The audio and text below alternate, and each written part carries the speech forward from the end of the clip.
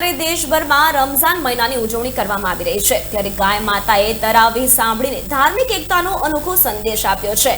દેશમાં છેલ્લા ઘણા સમયથી ગૌ હત્યાને લઈને અનેક વિવાદો ઊભા થયા છે અને આવા બનાવોના પરિણામે મોબ લિંચિંગ જેવી ઘટના પણ સામાન્ય બની છે, પરંતુ આજની ઘટના કંઈક અલગ જ છે। ગુજરાતમાં આવેલ પાલનપુર ખાતે સ્થિત એક મસ્જિદ છે જેમાં હાલ ચાલતા પવિત્ર રમઝાન માસ દરમિયાન નમાઝ સમયે એક ગાય આવે છે જે રમઝાનના પ્રથમ દિવસથી જ નિયત સમય પર આવી જાય છે અને એક જગ્યા પર રોજ જાણે માનવ કુરાન શરીફની તિલાવત સાંભળતો હોય તેમ આ ગાય શાંતિથી સાંભળે છે, જે આટલા દિવસો વીતી ગયા છતાં રોજ સમયસર આવે છે અને તેની જગ્યાએ ઊભી રહે છે અને જ્યારે આ તિલાવત પૂરી થાય છે ત્યારે જતી રહે છે।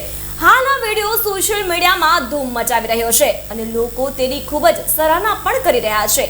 આ વિડીયો જોતા એવું સાબિત થાય છે કે ધર્મનો ભેદભાવ માત્ર અસમજદાર માનવમાં જ છે, બાકી ઈશ્વર અલ્લાહ દરેક જગ્યાએ છે, ફર્ક માત્ર માણસની વિચારધારાનો જ છે।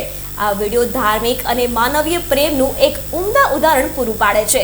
ઝુબેર કંકાસિયા, અસ્મિતા ભારત, ગીર સોમનાથ।